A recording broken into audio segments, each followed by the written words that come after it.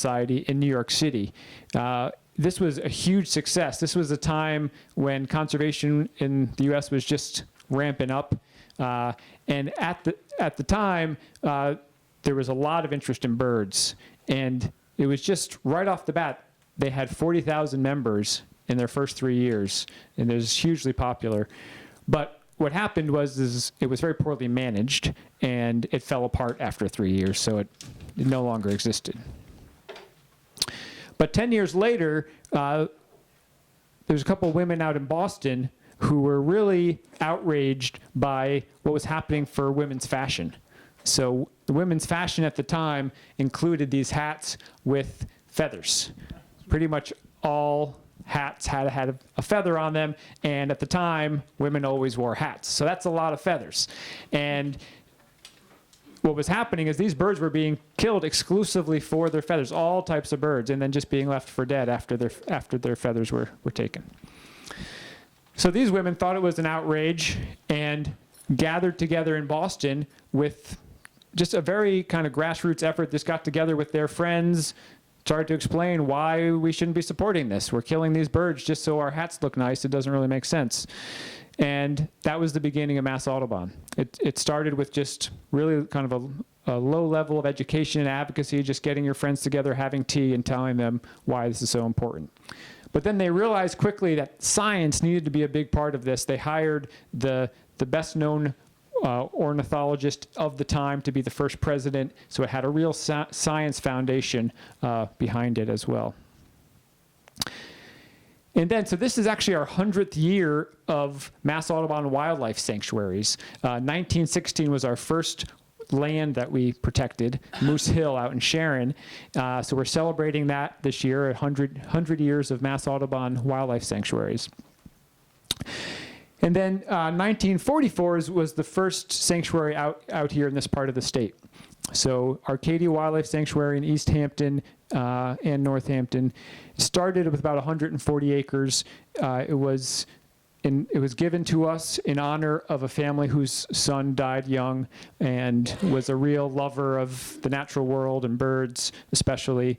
And so they wanted to do something to honor him. So they donated to Mass Audubon this 140 acre parcel. This is an idea of what it looked like then. Those of you who have been out there, you can see there's the white farmhouse that's still there, but we have some new buildings, visitor center and other new buildings now that are there. Those are the new buildings that were built in 1973. We had our visitor center that's there now was built. So the interesting part of the story with land protection in general, but particularly with Arcadia, is it's a long process of protecting land. So this is a complicated map of a bunch of different shapes, but what it's telling us is from 1944 to now, we slowly added on parcels bit by bit, protecting more land until now Arcadia started at 140 and now it's 723 acres. And it just takes that kind of persistence to say, okay, now we want to protect this parcel, now we want to protect this parcel, and we're still working on that. Still looking to protect new land to fill in this area. And I'll tell you in a minute why this area is so important. But that's a little snapshot of what it's a long process of protecting this land for wildlife. Oh, I'll tell you right now. What's so special about Arcadia? So this is Arcadia is a remarkable, remarkable place. And so I went there before I worked there. I've only been working there for 2 years. And it's just in these 2 years that I've realized just how special a place this is in the valley. People who live right next door don't realize we butt up right against Northampton and East Hampton. And a lot of folks around don't realize just quite how special a place it is. So this is just a nice way to start thinking about Arcadia is looking at it from above. The blue line there shows you more or less the outline of it. And to orient you, you can see 91 curving by on the right side of the screen, and the oxbow that we all know driving by on 91, you can see there as well. So it borders the oxbow. And then right to the top of the screen there, right to the north, that's pretty much downtown Northampton. It's just right up at the top there. So this is the South Street neighborhood of Northampton. So it's really right up against downtown Northampton, and then East Hampton is right, downtown East Hampton is right down here. So it's really packed right in there between those two towns in 91. And if you look at this, I think you'll notice right away that there's a lot of variation, right? There's a lot going on in this area. You can see the different colors on there, let you know that there's different habitat that we have. And that's part of the story about what's so special about it. So you'll notice, let's see, what's up next? Well, we'll go to this next. So back to this slide, which I showed you before, you can see in that zoomed out a bit, you can see where Arcadia fits in next to East Hampton, Northampton, Mount Tom, of course, just to the south of Arcadia there. And so one thing that's really important that I mentioned earlier is how Arcadia fits in for wildlife that are moving through. So a lot of mammals, of course, 723 acres that we protect is not nearly enough. They're roaming through much larger areas than that, and they need open corridors to be able to move through. So animals that use Mount Tom can connect to Arcadia and head up to the hill towns through some of the forested areas that exist right now. So that's one important role that Arcadia plays. The other is, of course, the Connecticut River is flowing up and down right next to it, and the Connecticut River is a major flyway for migratory birds. And coming up through this area is kind of a tough area for birds migrating through because it's very well inhabited, right? There's a lot of concrete and a lot of houses through here. So as they come up through the Springfield and Holyoke and Chicopee area, it's nice that they can have a little resting area out in Arcadia after they've moved through. So we provide a stopover on that major flyway. So those are two of the larger landscape roles that we have, but let's zoom back in a bit. One thing you'll notice, well, not yet. Let me tell you this first. So here's a painting from 1836 from Mount Holyoke looking down at the Connecticut River. And in 1836, if you're taking a boat down the Connecticut River, you would have gotten to this point that we now know as the Oxbow, which is just the Connecticut River, that you would have had a very roundabout route to go south here. You would have had to go all the way around and then south down there.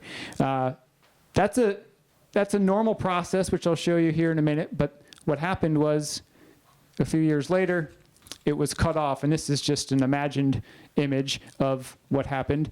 There was a heavy flow, and that Connecticut River cut right across and cut that Oxbow off.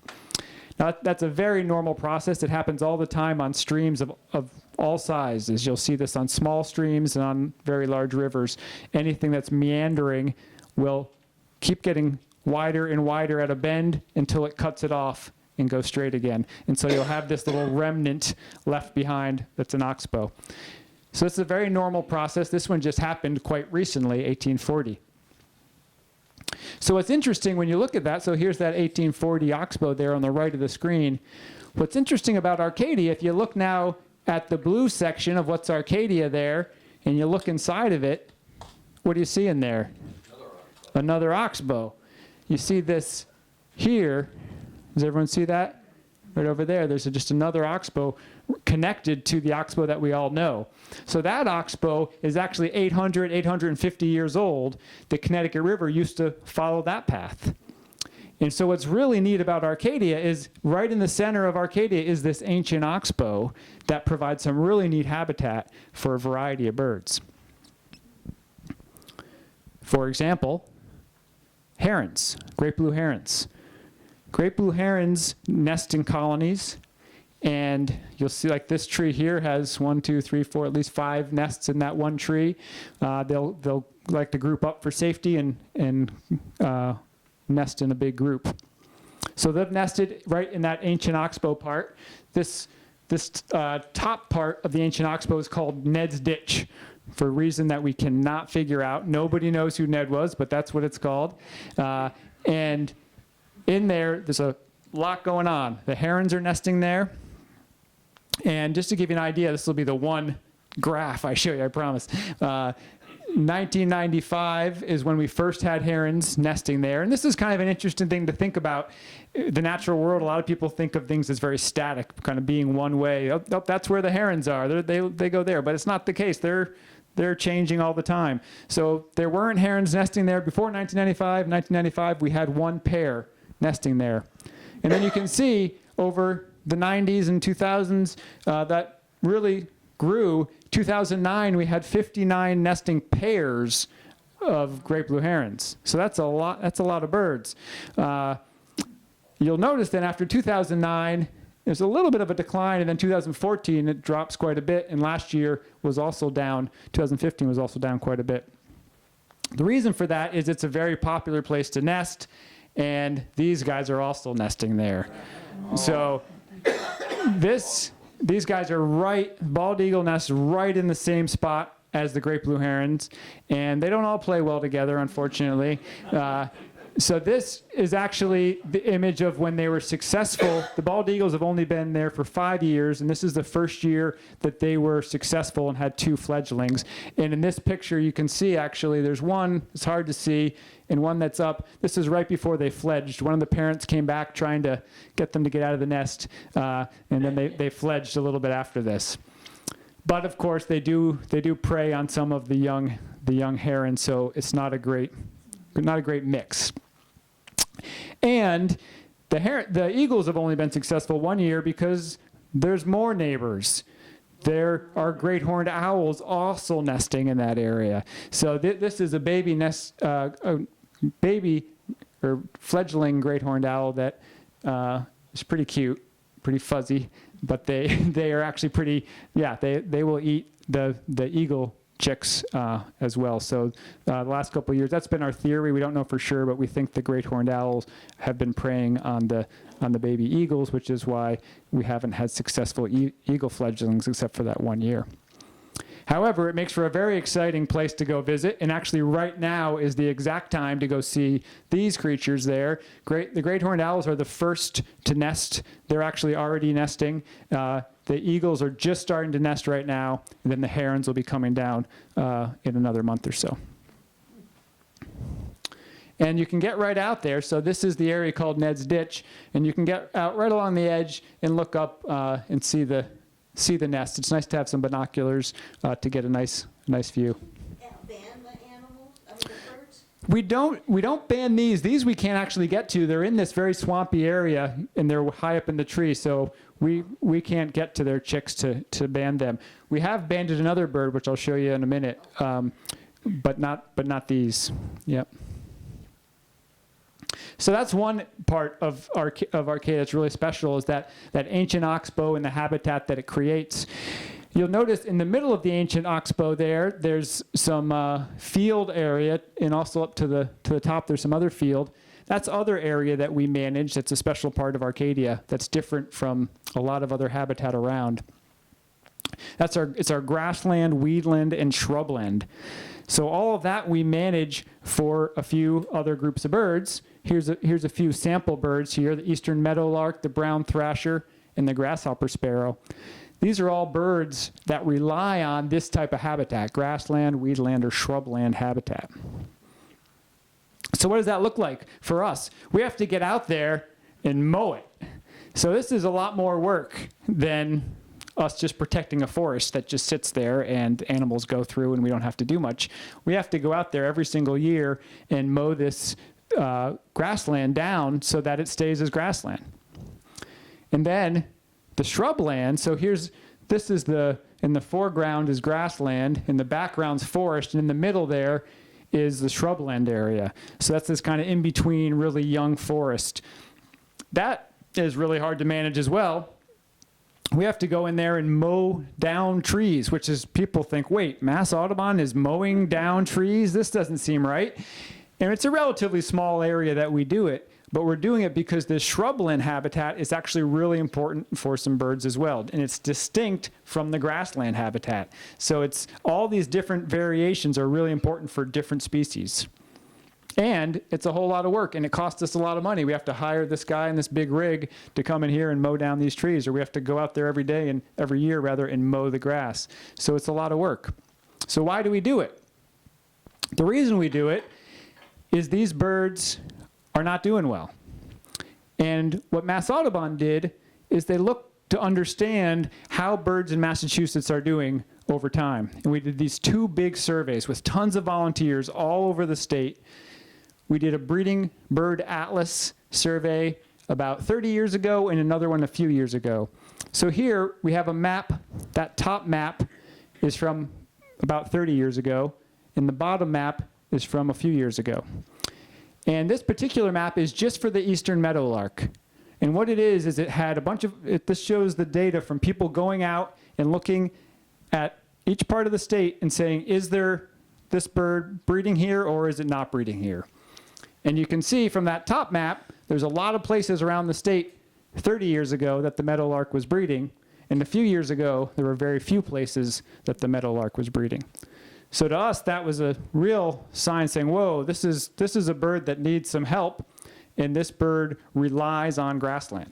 It needs grassland to breed, so we said, okay, we need to be maintaining more grassland to try to help this bird.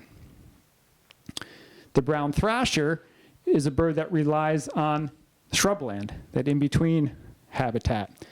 And you can see just how common it was 30 years ago, and 3 years ago, it wasn't as bad as the meadowlark, but our concern is how drastically it's gone down, and that's a trend that's very concerning. If that's going to continue, the numbers could be very low very soon. So what we found from looking at all these birds is the birds that rely on this early successional habitat, we call it, the grassland and shrubland habitat, they've declined more in the past 30 years than any other group of birds. So we've said, okay, that's what we need to focus on. We need to really manage habitat for the birds that are in most decline. So that's why we do it. That's why we have over 150 acres out there that we mow and we keep in this habitat for these birds. And this year, actually, new this year, we're trying something new. We're putting out some speakers that are going to be playing the call of the meadowlark, trying to attract them to come breed there. So we'll see if we're successful. At least we're going to fool a lot of birders who are going to think, wait, I think I hear some meadowlarks out there.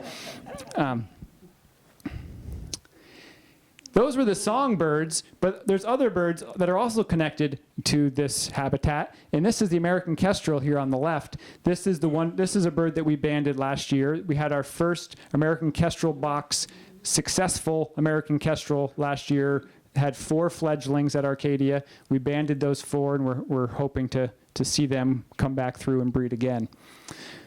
It's an amazing bird, a really, really cool bird. You'll see it up hovering. It flaps its wings and hovers up above the grassland until it sees its prey, a little mouse or vole, and will dive down and grab it. It's our smallest falcon. It's quite small compared to the other raptors you'll see out there. And then on the right is a northern harrier. Those have actually, at Arcadia this winter was wonderful. We had 4 northern harrier that are out in our meadows all winter long. It was really cool. We had a lot of birders out there. They're so fun to watch, just swooping around over the grassland. So these are other birds that rely on this open habitat in order to survive. Yep, mice, yep, exactly, yeah. All those, the small mammals, yep. And then this year, we had a real treat out there this winter. This is a short-eared owl, which is actually listed as endangered in Massachusetts, and we had it out at Arcadia most of the winter. Really hard to see. It only comes out at dusk, and of course, if you're going out to see it at dusk, you have a short window, especially in the winter, where you're going, and then all of a sudden it's pitch black. So you have about a 10-minute window to see this bird. I saw it once this year. It was really cool to catch a glimpse of it. And great that we can provide this habitat that it needs to come spend the winter. So that's a part of what's really special about Arcadia. The grassland and shrubland area that we manage for those birds in decline and the success that we've seen from that. The ancient oxbow that provides a lot of great habitat. I didn't mention about the ancient oxbow. There on the left side of it, you notice the river flowing through. That's the Mill River. coming down from Smith College, has Paradise Pond on Smith College. That's the Mill River that flows out of there and then down and into Arcadia. We actually have some rare freshwater mussels that live in that stretch of river. It's a really beautiful stretch of river to canoe and kayak as well. And then, of course, we also have down below some more the normal forest that is also great habitat. And what's really amazing is this combination. So we have 720 acres, which is not a ton of land, and we have a lot going on there, packed right in against these populations and the highway. We have all these grassland birds, shrubland birds, nesting birds in the ancient oxbow, as well as some normal, more upland forest.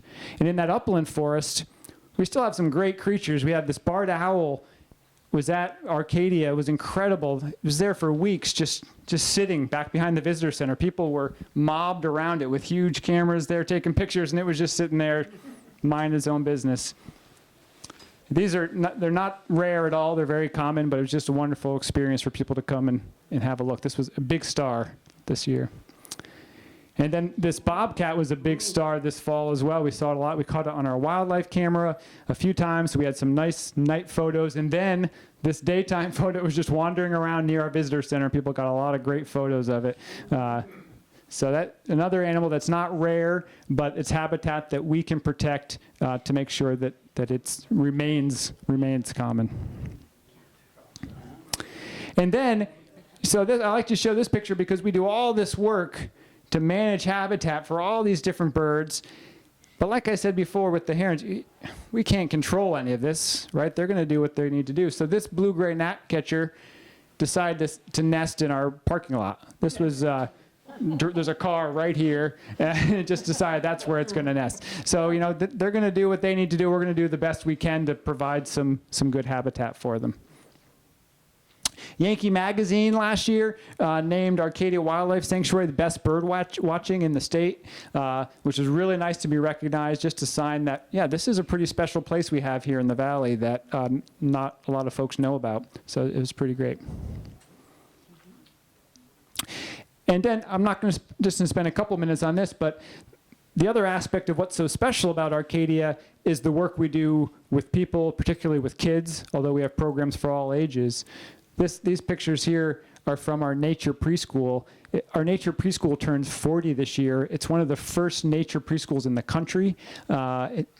Pretty remarkable, the first one in the state for sure. Another thing that we should be really proud of here in the valley, because now it's all the rage across the country and across the world to try to engage young people with nature at a really early age to create that bond with the natural world. So this was pretty cutting edge in 1976 when we started this. I can take no credit for that. I was one, but it was cutting edge for the people that did it. And another thing that's remarkable is community support. We run pretty much on volunteers. We have a handful of staff and some really dedicated volunteers that help us get the work done around all our sanctuaries. And just a few notes on what's coming up. We're doing a big push in our school programs. We do a lot of work with schools. Schools come out to our sanctuaries. We go into schools, but we're doing a lot more. This one, the reason that we're looking at a computer there, you think, well, that doesn't seem like a nature center kind of program. The reason we're doing that is this is understanding the science of climate change is what this program's about. And so it's a climate literacy program is what it's called. But we're going to be doing more of those kind of classroom programs. We're also fixing up our visitor center. We're holding collaborative meetings with other conservation organizations. We're definitely not working in a bubble. We work with all the other conservation organizations and state agencies out there. We're creating an art shack out there, so people that are interested in connecting with nature through art. We're running some more art and nature programs. Yeah, and that's our staff there. And people ask how they can get involved. There's all sorts of ways to get involved with their work, and I have some business cards if anyone wants to learn more. And I also have some program guides. So one thing that we do is we just offer a ton of programs for all ages. So if you have kids or grandkids, or just for yourself if you're interested in coming and learning more about herons, we have a program on herons. You can come and watch and go out and look at the Heron Rookery. So I'll leave some of those behind too. Any questions folks have? Yeah. What do you think about the introduction of the rattlesnakes, the timber rattles? Yeah, I know, it's a touchy subject. I don't want to, this is a dangerous one for me to weigh in on. So I'll say it cautiously, but Mass Audubon and myself, we do support it. It's an endangered species, and we feel it's important to maintain these populations of endangered species. We do feel confident that the location is going to be a safe one for both the rattlesnake and for people. So we probably shouldn't get into a heated debate about it, but that's my position on it, yeah. Just a little bit more on that. Why are they taking it out of its natural environment? Everything was always like, you heard about salamanders and this, it's always staying that way. They wouldn't build a road because of it. Yeah. That's the only thing that doesn't make sense to me, is why are they taking out of its natural environment instead of putting protection around there? Yeah, so it's a good point. The trick is with endangered species, so the rattlesnake, timber rattlesnake in Massachusetts, I think has 3 populations, 3 locations, Mount Tom being one of them. But it's pretty limited to only have those 3 spots. Of course, prior to our involvement, to humans' involvement, there used to be in many more locations. So we're just trying to put them into places where we think they'll be successful so that the population will not go extinct.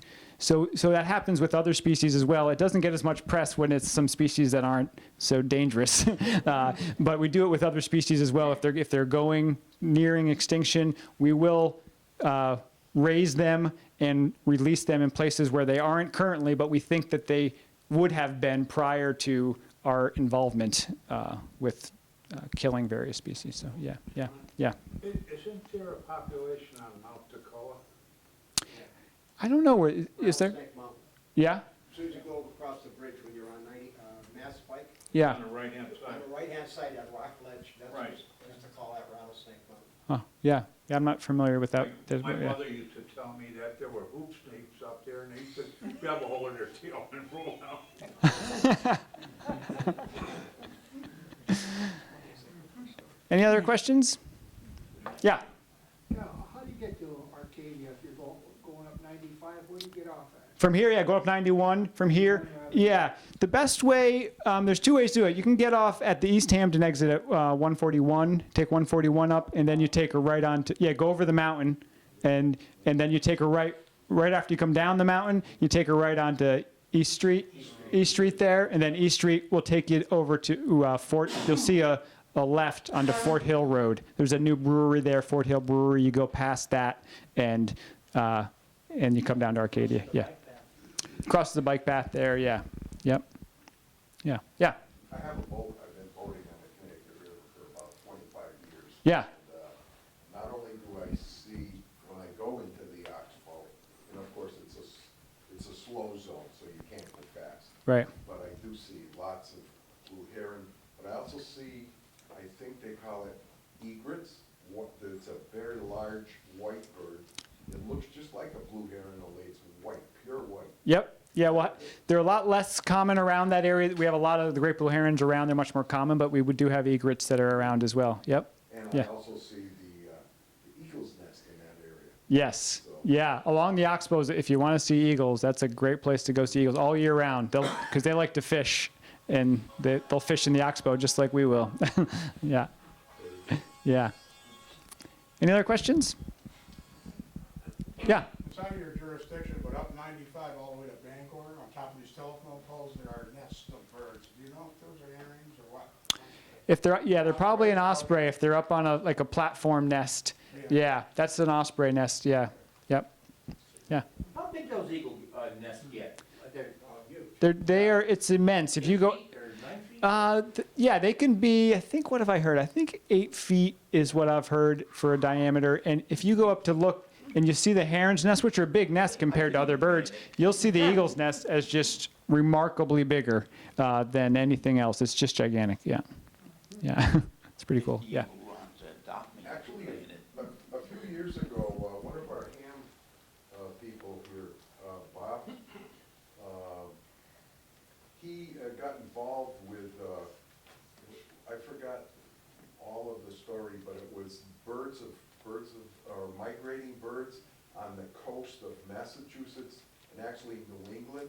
And he actually helped the people there set up direction finders because they were keeping track of the migration of these birds, and they would actually put little transmitters on them Yeah. with GPS units. So we actually have at one point we had an interaction with our hobby and the people keeping track of the Yeah. migratory birds. Oh, that's wonderful. Yeah. Yeah, we have a UMass study actually right now. They're putting up a radio telemetry tower at Arcadia. They've tagged a bunch of migratory birds that they're just monitoring to learn more about them. Actually, Yeah. that's what it was. I think it was UMass. One of Yes, the- it was. Same Yeah. people. Oh, yeah. Husband and Yeah. wife team.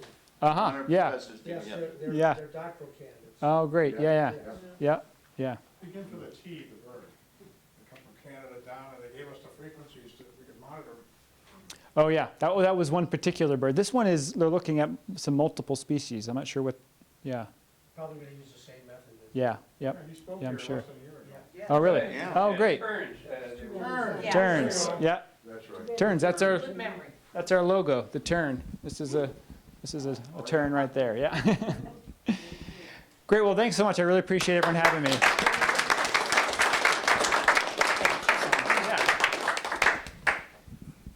Okay, gentlemen, we want to thank you very much for the great presentation, and we thank our good friends and members, Ron and Linda, who were going through and visits there and got in touch with Joyce. Yes. Oh, I'll just leave. I'll leave a few things here. Folks want to grab them. Okay, that would be very well, because we know there are some other groups that would be involved in it. That's what I was going to ask you, so this is fabulous. And what we will do is we will take a little intermission at this time, and then when we come back, we're going to hear all about the Hamfest, okay, the results of what have taken place. So thank you once again for taking the trip up here. Yeah. Okay, My pleasure. and have a safe trip back. I do have one question. How do you finance your organization? Is it through donations and so on strictly, or what? Not strictly, but it's a big part of what we do is through donations. Yep. Yeah. And does the federal government or the state government assist? Not really. No. We can apply for grants. So we'll apply for grants for specific things that could be federal or state grants, but no regular stream of funding. Okay, so it depends strictly on donations. Donation is a big part, and you'll see. So we offer a lot of programs that we charge for too. So people paying for things helps support. I was just curious. Yeah. Yeah. John, what's that night coming up in April? Where it's, Big night. yes. Yeah, big That night. is awesome. It's a great program if you have any kids or grandkids.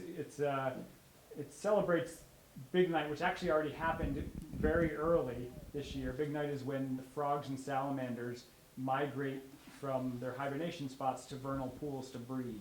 And it's a really spring peepers and wood frogs and salamanders. It's a really exciting time of year. It happened really early this year, but we have a family event April 2nd where we have stations throughout the woods, and kids travel to those different stations, and there's little skits at each station to learn about vernal pools. It's pretty. That's awesome for pretty neat. kids, I'll tell you. Yeah. Actually, I brought my